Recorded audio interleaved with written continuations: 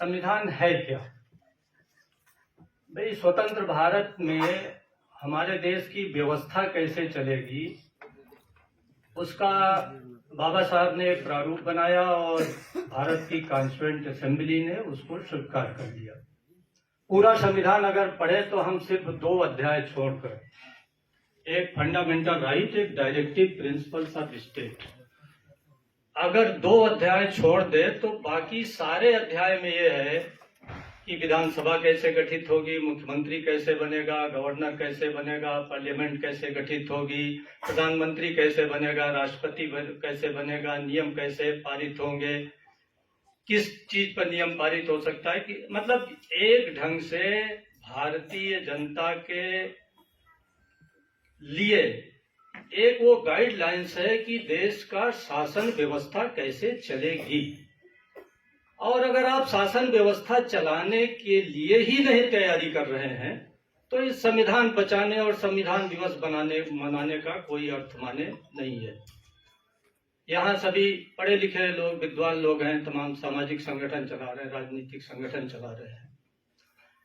क्या एक संविधान बाबा साहब ने आपके हाथ में एक टूल दे दिया, एक चलिए सत्ता के लिए एक अस्त्र शस्त्र दे दिया, तोप दे दिया, गोला बारूद दे दिया, लेकिन अगर आपके हाथ में वो तोप, गोला बारूद, तलवार है ही नहीं,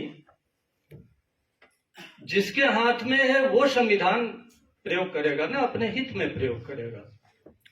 तो हम ये टूल को कैसे इस देश का बहुसंख्यक जो है, जैसा कि अभी बातें हो रही है कि हमारा प्रतिनिधित्व नहीं हो रहा है, हमारी शिक्षा नहीं हो रही, हम अधिकार वंचित हो रहे हैं, संविधान को विकृत किया जा रहा है, संविधान हम बचाने निकले हैं, तो जब तक आप सत्ता में नहीं होंगे या आप ऐसी स्थिति में नहीं आएंगे कि आप एक बार सत्ता में आए, एक बार विपक्ष में आए, तो आपके लिए ये संविधान बचाने का मुहिम निरर्थक हो जाएगा। क्योंकि समाज से इतनी बड़ी ताकत पैदा करना कि वह संविधान बचाए सड़कों पर उतर करके, ये कम से कम बहुसंख्यक समाज के लिए बहुत दुरूह काम है। लेकिन हो क्या रहा है, हम मंचों से समस्याओं का वाचन करते हैं और हर मंचों से हो रहा है, समस्याओं का वाचन हो रहा है। भाई, समस्या का समाधान क्या है, इस पर बैठ करके ठंडे दिमाग से, चाहे 10-20 ही लोग हो, पहले 10-20 लोगों का भी तो मत बने। हमारे देश में ऐसे लोग भी नहीं है कि कम से कम 10-20 लोगों का मत बने। अगर आप 10-20 लोगों के मत बनने की भी बात होती थी, इस देश में एक मजबूत विपक्ष होता, एक हम लोगों की लोकतांत्रिक पार्टी होती। अभी भाई इंजीनियर भीमराव जी ने बड़ी अच्छी बात कही, भाई हम संविधान की बात कर रहे हैं, हम लोकतंत्र की बात कर रहे हैं, बाबा साहब ने तो आपको लोकतांत्रिक संविधान दिया ना। तो अगर हमारे जीवन के प्रत्येक क्षेत्र में, चाहे वो सामाजिक संगठन हो, चाहे सांस्कृतिक संगठन हो, चाहे धार्मिक संगठन हो, चाहे राजनीतिक संगठन हो, अगर उसमें लोकतांत्रिक नीति नैतिकता नहीं है तो फिर सिर्फ बाबा साहब का नाम लेने से और संविधान की दुहाई देने से काम नहीं चलने वाला है। इसी कारण है कि आज पूरे देश में बहुसंख्यक समाज के लोग, हम तमाम शब्द प्रयोग करते हैं, बहुजन समाज, बहुसंख्यक समाज, पिछड़ा, दलित, शोषित, जो भी कह दीजिए, एक नया शब्द आ गया है मूल निवासी। अरे भाई, आप मूल निवासी 85-90% हो तो क्यों रोना रो रहे हो? अगर रोना रो रहे हो तो भाई रोते रहिए। सब लोग, हम लोग बैठ करके, पूरे 100 करोड़ लोग हाईवे पर बैठ करके रोना ही रोए, हम लोग समस्या ही गिनाए, अगर उसी से समाधान हो जाए। संविधान तो होगा, समाधान होगा जब आप कोई राजनीतिक एक संगठन मजबूत बनाएंगे, और वो सिर्फ और सिर्फ राजनीतिक दल ही है। कुछ लोग कहते हैं भाई पहले समाज जगे, हम समाज जगा रहे हैं, हम समाज को मथेंगे, हम ये करेंगे, हम वो करेंगे। अरे अगर समाज नहीं जगा हुआ है तो मैं पूछना चाहता हूं कि जिनके लिए बड़ी बड़ी आप तारीफें मंचों से करते हैं, जिनके लिए बड़ी बड़ी उनको पदवियां देते हैं मुक्तिदाता की, वो लोग क्यों पार्टी बना लिए? अगर समाज जगह नहीं था तो क्यों पार्टी बना लिए? तो इस ढंग से, एक ढंग से प्री मैच्योर काम किया ना। समाज मैच्योर नहीं था, आपने एक प्री मैच्योर काम कर दिया। तो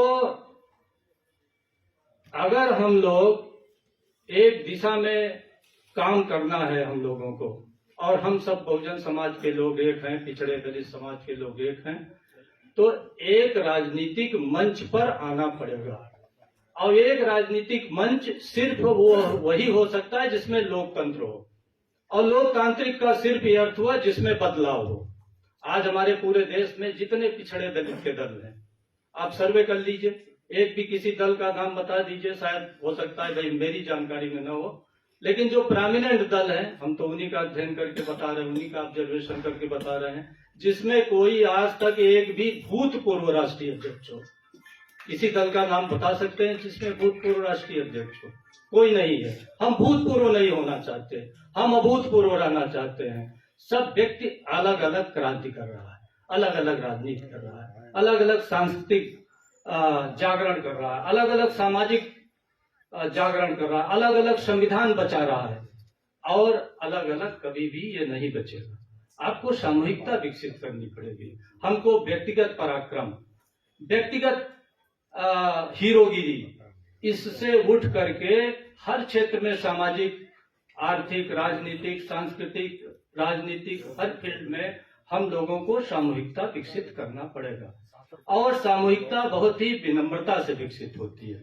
अगर आज हमारे तमाम नौजवानों को किसी राजनीतिक दल में स्पेस होता, उनको भी यह संभावना होती कि आज हम जीरो से शुरू करके कल इस पार्टी के हीरो बनेंगे, राष्ट्रीय अध्यक्ष बनेंगे, हम भी मुख्यमंत्री बनेंगे, हम भी प्रधानमंत्री इस दल से बनेंगे, तो आज अलग अलग लोग अपनी हीरोगिरी या पराक्रम करके अलग अलग दल न बनाते।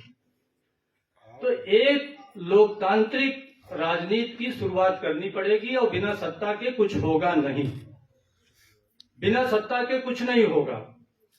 और आप चाहे जितनी बढ़िया समाज नीति बना लीजिए, जितनी बड़ी संस्कृत की नीति बना दीजिए, धर्म की नीति बना दीजिए, आपके जो परिवर्तन की गति है, जिस ढंग से देश की गति है, पूरे विश्व की गति है, उस गति को आप कभी नहीं पकड़ पाएंगे। तो जितना जल्दी हो सके हम लोग लोकतांत्रिक हो जाएं। सूत्र रूप में आपके मूवमेंट में भी ये चीजें हैं। इंजीनियर भीमराज जी ने जो बात प्रस्तुत की है बड़ी अच्छी है, लेकिन ऊंट की चोरी निवरे निवरे नहीं होती। राजनीति में एक स्पष्ट दिशा, एक स्पष्ट रणनीति, एक स्पष्टता होनी चाहिए। तो उस स्पष्टता के साथ बैठ करके बजाय भाषण के हम लोग इस मंच से विचार विमर्श करें। आप हमारी बात सुने, आप तर्क करें, हम आपकी बात सुने, हम आपको तर्क करें, तब कोई एक निश्चित मत, निश्चित रणनीति, निश्चित दिशा मिल जाए और इस दिशा पर काम करें, तभी सार्थक होगा। बाकी मेरी शुभकामनाएं हैं। संस्थाएं चलनी चाहिए, संस्थाओं में भी लोकतंत्र होना चाहिए। सब लोग सैकड़ों जगह जागरण कर रहे हैं। शिक्षा की समस्या है, तमाम तरह की समस्याएं। अभी भाई साहब कह रहे थे कि शिक्षा तो राज्य सरकार की जिम्मेदारी है। जिम्मेदारी तो राज्य सरकार चाहे तो स्वास्थ्य भी सुधार दे, रोजगार भी सुधार दे, क्योंकि अर्थ नीति, शिक्षा नीति, सारी नीति तो केंद्र सरकार से निकलती है। और केंद्र सरकार जहां से सब रीति नीति, अर्थव्यवस्था, उत्तर प्रदेश सरकार शिक्षा पर 1 लाख करोड़ खर्च करती है। कितना खर्च करती है? 1 लाख करोड़ हर साल। और 5 साल में कितना करती है? 5 लाख करोड़। अब हम 1 लाख करोड़, 5 लाख करोड़, इसी ढंग से भारत सरकार का बजट 40 लाख करोड़ का है। तो उस 40 लाख करोड़ के बजट से आप बहुत कुछ अपनी नियति बदल सकते हैं, स्थिति बदल सकते हैं। जैसा चाहे शिक्षा बना लीजिए, जैसी चाहे संस्कृति बना लीजिए, जैसी चाहे समाज व्यवस्था बना लीजिए, जो चाहे नियम कानून पारित कर दीजिए। तो इस देश में समाज का निर्माण, संस्कृति का निर्माण, इवन तमाम धार्मिक व्यवस्थाएं भी, सब कुछ, शिक्षा, सारी चीजें सत्ता से आती हैं। और सत्ता की ओर बढ़ने के लिए लोकतांत्रिक दल चाहिए। अगर हम लोकतांत्रिक दल नहीं बनाएंगे तो आप हमको गाली देते रहिए, एक जात दूसरे जात को गाली देती रहे, कुछ नहीं होने वाला। सब लोग यही कह रहे हैं कि भाई वर्तमान सरकार हमारे विरोध में है, ठीक है, वर्तमान सरकार को हटा देना चाहिए। हम लाएं किसको, जरा ये कोई विकल्प बता दे, तो फिर कहेंगे नहीं फलाने को वोट मत दो, चाहे जिसको दे दो। तो हम फलाने को भी नहीं देना चाहते और फलाने को भी नहीं देना चाहते। भाई आपके पार्टी में अगर जीतने पर एक ही जात बिरादरी का आदमी, एक ही परिवार का आदमी 20 बार अगर यूपी में जीते, 20 बार वही मुख्यमंत्री होंगे, केंद्र में 20 बार अगर वही जीते, 20 बार प्रधानमंत्री होंगे, तो हम तो नहीं चाहते हो। हम तो चाहते हैं इस देश में विविध जातियों में विविधता है, संस्कृति में विविधता है। कभी कर्नाटक का हो, कभी हरियाणा का हो, कभी गुर्जर हो, कभी कुशवाहा हो, कभी वाल्मीकि हो, कभी खटिक हो, कभी आदिवासी हो। क्यों ये एक जात बिरादरी के लोग हरदम एक पार्टी चलाया सब? तब वो कहते हैं भैया वो उनके पिताजी पुरुषार्थ किए थे, उनको फलाने पुरुषार्थ किए थे, वो पुरुषार्थ कर रहे हैं। अगर आपको राजनीति करनी है तो आप भी पुरुषार्थ करिए। तो हमारे 2500 लोगों ने पुरुषार्थ करते करते चंद्रशेखर रावण और जैसे तमाम लोगों ने पार्टियां बना दी। तो हम लोग सिर्फ बकवास करते हैं। त्याग, नीति, नैतिकता, लोकतांत्रिक रीति नीति पर न हमें बकवास है, मतलब न हमें यकीन है, और हम सिर्फ संविधान बचाने और बाबा साहब की फर्जी बातें करते हैं। बाबा साहब लोकतांत्रिक व्यक्तित्व थे, कदाचित वो होते तो मैं नहीं समझता कि एक खानदानी पार्टी वो बना देती। तो हम लोगों को इस दिशा में चिंतन करना पड़ेगा। अगर कुछ सकारात्मक, रचनात्मक कुछ बड़ा करना है तो, अन्यथा तो फिर ऐसे विचार विमर्श होते रहेंगे, लोग भाषण देंगे, चले जाएंगे। बहुत से यूट्यूबर्स हैं, पूरा इतिहास, भूगोल, किस्सा कहानी। अरे भाई उस किस्सा कहानी को हमने सुन लिया, अब करना क्या आगे, ये भी तो किस्सा कहानी बताओ। इसी के साथ मैं अपनी बात समाप्त करता हूँ। जय हिंद, जय भारत।